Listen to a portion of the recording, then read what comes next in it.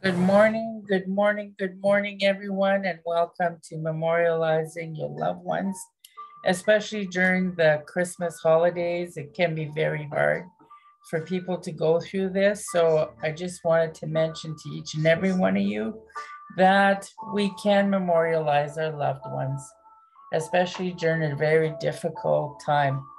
So the simplest way you can do is to have a candlelight vigil, before the meal or before the event, starts. And you can have this as a part of your, before your meal or something like that. And all you do is you light up your candle and you mention the person that's passed away. And you can do some storytelling about the ones that you love that passed away. And I can start first. And I just want to tell you that 2020 was a very difficult year, and I lost my dear mother, brother, dear friend Dean, and my cousin um, Pam. And, I just want to honor them for their lives and absolutely everything they brought into my life. I also have my dad and my other brother there, and just thank them for all the gifts that they've imparted with me while they were here on earth. And the reason why it's so important to do some kind of a memorial service while we're in a state of grief is to help to fill the void and that emptiness, and to help to move that grief forward into, the world, so that you can actually have a sense of stress relief.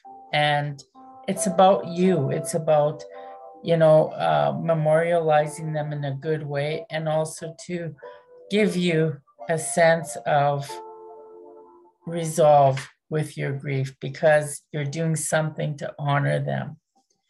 And they don't want you to have, you know, a Christmas that is all doom and gloom. This is to help to put all that sadness in the place where you can honor them and get on with, celebrating what you do have. Now, just to let you know, this is my belief, and my belief possibly only, that, or many as well, that love is eternal.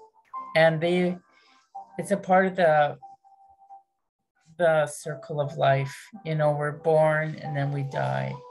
And it truly is, a part of the life. You listen to the Lion King, for instance, or Littlefoot. Those stories, they tell a beautiful story about our life when we come here and when we pass away. And it is a part of our rites of passage. We all are going to pass away, and it makes us look at our mortality. And when you really understand, the depth of what death is, the physical body just leaves, but the energy still is there of that person. And some people say, get over it. But I say, no, they'll always be in your heart eternally. It's how we work through and come to the other side of that grief. And holidays is one of the most difficult times. So taking the time to memorialize them is very, very important. Step number 2 is self-care. Know when you're really feeling the anxiety, or you can actually make it so that you're not so stressed out in a situation by stepping away, going for a walk, or finding ways to reduce your stress, or even go for a massage, or go spend time in nature, because that's really healing and helping with the grounding. The other thing that you can do is have some conversations with your loved ones about your feelings, about the anxiety that you're feeling. And don't stress out about doing absolutely 100 different things. Focus on prioritizing what's most important, and now allow yourself some grace, because it's not easy getting through the holidays, especially if it's your first, second, or third year after losing a loved one.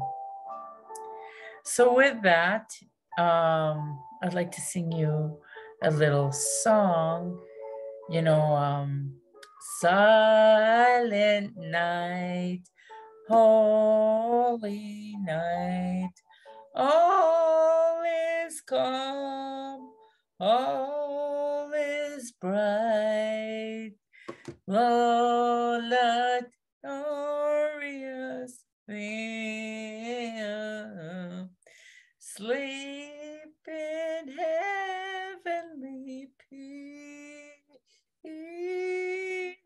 sleep in heavenly peace.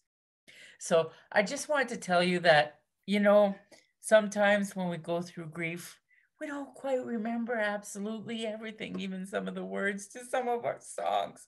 So just realize that, give yourself some grace. And I did that purposely to show you that we too can make light of some of the difficult situations. Like, I just made that up so that you could see that, no, I'm not perfect. And that's okay. Not singing all the words to Silent Night is okay. Even if, you didn't catch it.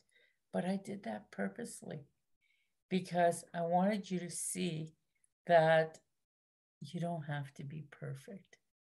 Especially when you're grieving, give yourself some grace. So with that, I'll actually sing you all the words.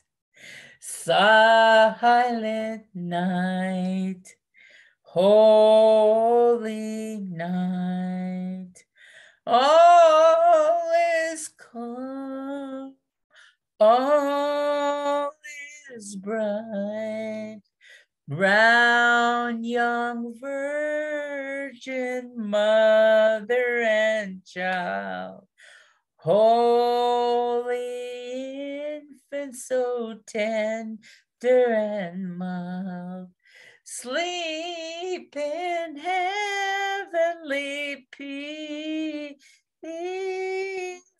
sleep in heavenly peace.